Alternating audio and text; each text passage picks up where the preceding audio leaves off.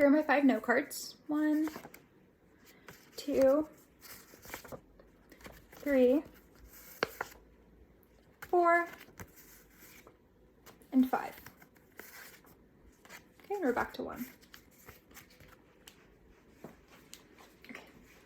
Everyone will experience different mental health disorders throughout their lifetime, and it can range from being unbearable to completely manageable. So some of the things that can cause different mental health disorders are different natural stressors that we're all going to experience in life and traumatic events. So some of the more common different mental health disorders and conditions are PTSD, anxiety, and depression.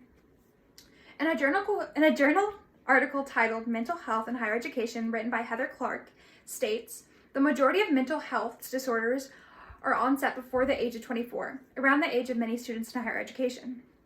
So many people by the age of 24 will experience different mental health conditions and disorders, and if we're given the knowledge before we reach that age of 24, then we'll be more equipped to deal with those disorders and conditions when they arise, whether it's with us or with our family and friends. So where is the knowledge, and why don't many of us have it?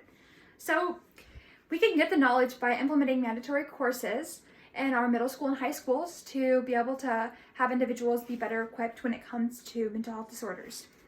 So why don't many of us have the knowledge anyway? So many of us don't have the knowledge because of the stigma surrounding mental health. There's generally a negative connotation when it comes to people who go to counseling and therapy, and because of that, it pushes many people away from, even wanting to know about mental health. If we continue to act and do nothing, then the stigma will continue to be around and people will continue to struggle. According to an article titled Improving Mental Health in Schools, written by Eric Ronson and Catherine C. Cohen, it states that about 10 million K-12 students nationwide need professional help for mental health reasons. In a high school of 150 students, about 100 students will not get the help they need. So only 30% of students will get the help they need, whether that's counseling, therapy, or just being able to talk to their family and friends. And in a high school of 750 students, 150 students will be struggling with different mental health conditions. So if we are provided with the knowledge that we need in middle school and high school, then it'll allow us to thrive throughout our lifetimes, even when we are dealing with different mental health conditions, because we'll be equipped to deal with those things. So in the future, it would look like us being able to have open conversations with one another and being able to talk about what we are struggling with without having a stigma around it. So if we implement these courses, it'll break down the stigma surrounding mental health, making people a lot more comfortable with the topic.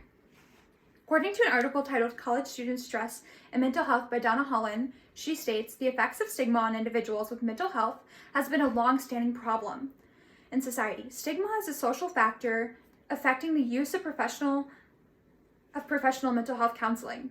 The underutilization of counseling services may be affected by the perceived stigma attached to the use of the word counseling. So essentially she's stating that there is a negative connotation and stigma surrounding counseling and even therapy. So because of the negative connotation, it repels a lot of individuals from getting the help that they need when they need it. So if we can break down that stigma and provide people with the knowledge that they need, then it will promote and prompt more people to go to counseling and therapy and to be able to have open conversations with people when they need it. If we continue to push mental health under the rug, it'll continue to make individuals feel alone. So if we can provide students with the knowledge that they need, it'll promote successful healing. According to an article titled Mental Health Literacy, Self-Efficiency, and Stigma Among College Students, Lorraine Beazle, Becca Kaiser, and Stephen Hoffman states, research estimates that 39% of college-aged individuals have a mental health diagnosis. As both a strong sense of self-efficiency and high mental health literacy have been associated with increased mental well-being, the results of our study suggest that increased mental health literacy and less stigmatized attitudes among college students are both associated with increased self-efficiency.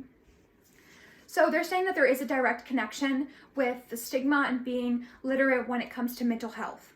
So if we can become literate when it comes to the topic of mental health, and it'll break down the topic, making more self-efficient individuals. So we can change by removing the stigma, which starts with implementing those courses in middle school and high school to make students more self-efficient.